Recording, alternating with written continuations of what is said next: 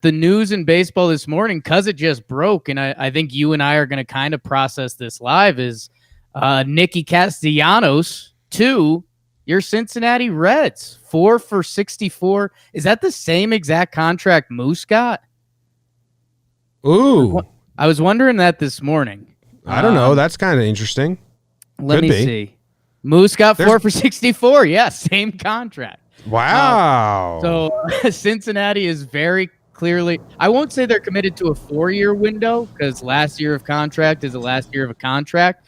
But yeah, I mean, Cincinnati is going to go for it. And I think everyone thought that maybe they might do this half-ass, because they've got 1 year of Trevor Bauer, that they might do this half-ass, like, hey, let's sign some medium guys, see what happens. No, they are in it. And I mean, Castellanos, the more I got into the stats, the more I liked him. I think he's kind of an interesting – it's an interesting how you view a guy. I mean, he was a big prospect, and he came up on those Tigers teams that were still good. And he kind of took a little while to figure it out. And then the past 3 years or so, I mean, he's essentially gotten better. He mauls lefties. But it's not like he's terrible versus righties. I think I kind of put that in my head with the season he was having with Detroit. But he left Detroit. He went to a team that was in it, the Cubs, and he started raking. So I kind of like it.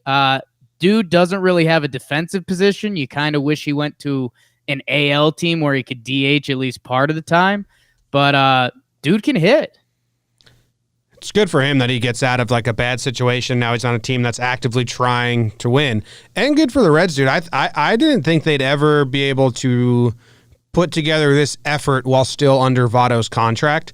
It's kind of upsetting that, you know, Votto's kind of trending down the last 2 years. Kind of quickly, I think, if you look at some of the analytics.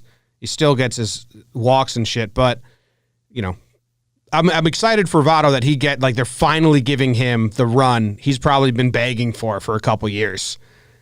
Like, yo, trade me or let's build something while I'm here. I don't want to be the anchor and the reasons why we can't do anything. And now they're putting together a little squad. It's going to, I don't think that, I think their pitching staff is still the most impressive thing about the Reds. Like Moose is a nice pickup.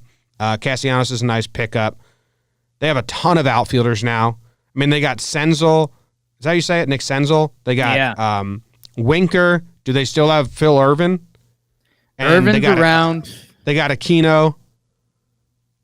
Now they got Castellanos. I read somewhere, I think it was Morosi, someone said that maybe Castellanos will platoon with Votto at first base a little bit to kind of protect Votto as he trends down, and then also gives Aquino some starts in right field when whatever pitcher equals that equation, righty or lefty, I'm not sure. So they have a lot to do. And then someone else, I think it was Passon, said, you know, hey, they have a lot of outfielders, but a lot of them have minor league options, and none of them have played a full season healthy. Yeah, and our guy that we fell in love with this year, Aquino, because he went nut job and then he fell off. I think in September he had an OPS that was in the 6s after having one of the best starts hitters ever had.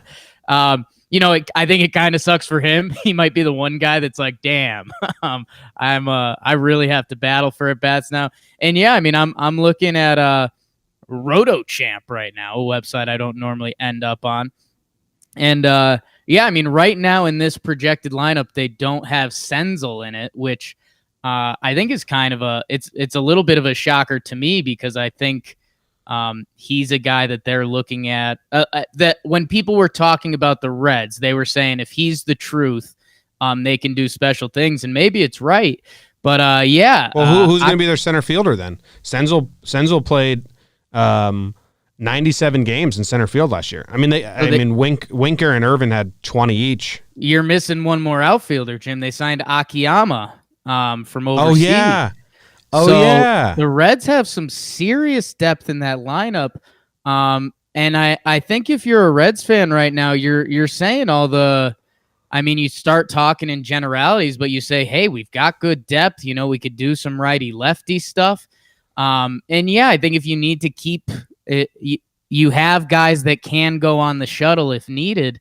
But yeah, you mentioned Phil Irvin. I mean, he's a dude that some people like as a ball player, and he he might be screwed right now. But I think also if you're a Reds fan, and I think what you're saying is, hey, if this whole thing starts working out and we're in it, you might have some ammo to make another move. I mean, I like Freddie Galvis. I think he's a solid ball player. He's currently listed as their shortstop.